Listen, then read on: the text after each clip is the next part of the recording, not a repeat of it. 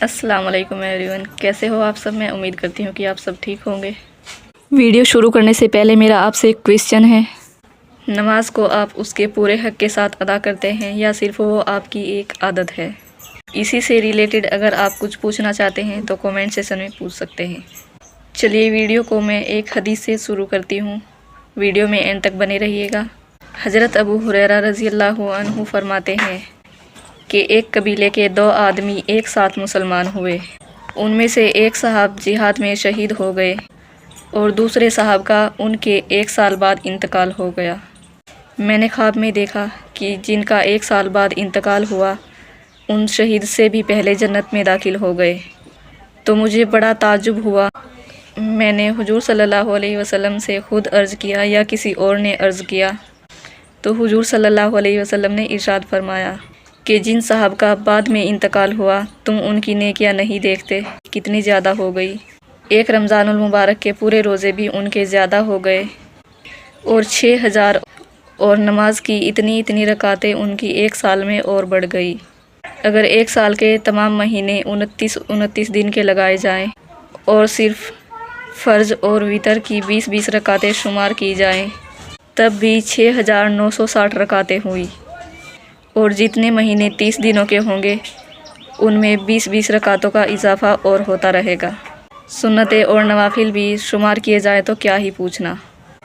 ابن ماجہ میں یہ قصہ اور بھی مفصل آیا ہے، اس میں بھی ایک صحابی ہیں جو خواب دیکھنے والے ہیں۔ وہ خود بیان کرتے ہیں کہ ایک قبیلے کے 2 آدمی حضور پاک صلی اللہ علیہ وسلم کی خدمت میں ایک ساتھ حاضر ہوئے اور اکٹھے ہی مسلمان ہوئے۔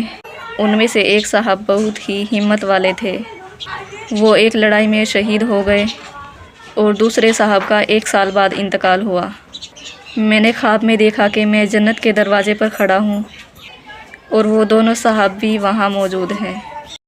اندر سے ایک شخص آئے اور ان صاحب کو جن کا 1 سال بعد انتقال ہوا اندر جانے کی اجازت ہو گئی، اور جو صاحب شہید ہوئے تھے وہ کھڑے رہ گئے۔ تھوڑی دیر بعد پھر اندر سے وہ شخص آیا اور ان شہید کو بھی اندر جانے کی اجازت ہو گئی اور مجھ سے کہا کہ تمہارا ابھی وقت نہیں آیا، تم واپس چلے جاؤ۔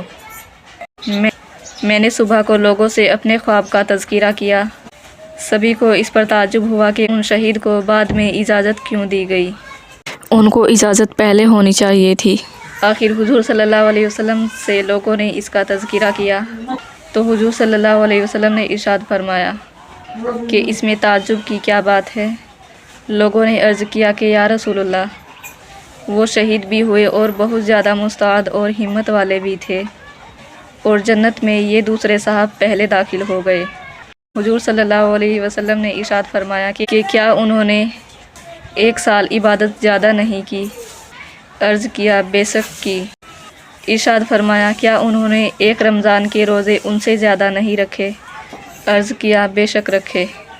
ارشاد فرمایا انہوں نے اتنے سجدے 1 سال کی نمازوں کے زیادہ نہیں کیے؟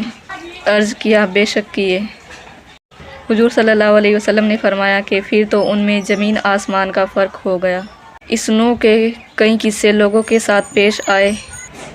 اسی طرح ابو داؤد شریف میں 2 صحابہ رضی اللہ عنہ کا قصہ اسی قسم کا صرف 8 دن کے فرق سے ذکر کیا گیا کہ دوسرے صاحب کا انتقال 1 ہفتہ بعد ہوا، پھر بھی وہ جنت میں پہلے داخل ہو گئے۔ حقیقت میں ہم لوگوں کو اس کا اندازہ نہیں ہے کہ نماز کتنی قیمتی چیز ہے۔ آخر کوئی تو بات ہے کہ حضور صلی اللہ علیہ وسلم نے اپنی آنکھوں کی ٹھنڈک نماز میں بتلائی۔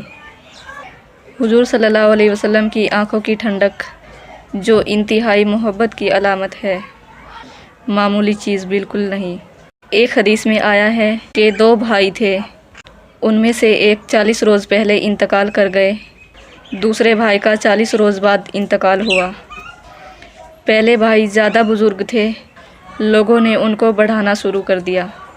حضور صلی اللہ علیہ وسلم نے ارشاد فرمایا کہ دوسرے بھائی مسلمان نہ تھے۔ صحابہ رضی اللہ عنہ نے عرض کیا کہ بے شک مسلمان تھے مگر معمولی درجے میں تھے۔ حضور صلی اللہ علیہ وسلم نے ارشاد فرمایا کہ تمہیں کیا معلوم ان 40 دنوں کی نمازوں نے انہیں کس درجے تک پہنچا دیا ہے۔